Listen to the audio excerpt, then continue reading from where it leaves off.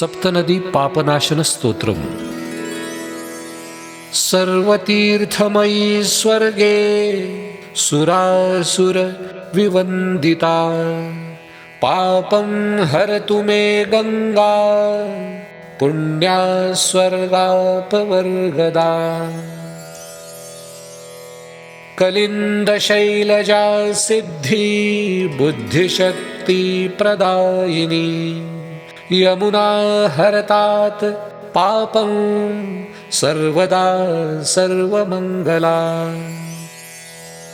सर्वार्ति नाशिनी नित्यं आयुरारोग्यवर्धिनी, गोदावरी च हरता पाप्नानं मे शिवप्रदा। वरप्रदायिनी तीर्थ मुख्या सम्पत्प्रवर्धिनी, सरस्वती च हरतु पापं मे शाश्वती सदा। पीयूष धारया नित्यं आर्तिनाशन तत्परा, नर्मदा हरतात् पापं पुण्यकर्म फलप्रदा। भुवनत्रय कल्याण कारिणी चित्तरंजिनी, सिन्धुर्हरतु पाप्नानं मम क्षिप्रं शिवा वहा।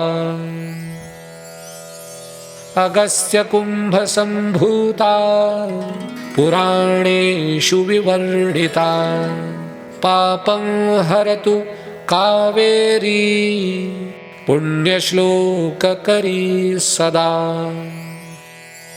त्रिसन्ध्यं यः पठेद् भक्त्या श्लोकसप्तकमुत्तमं, तस्य प्रणश्यते पापं पुण्यं वर्धति सर्वदा।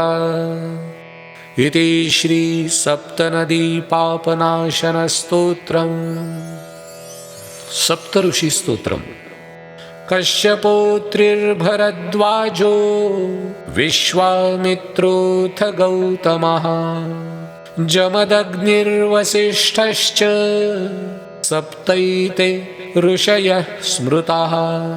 दहन्तु पापं सर्व गृह्णन्त्वर्ध्यं नमो नमः।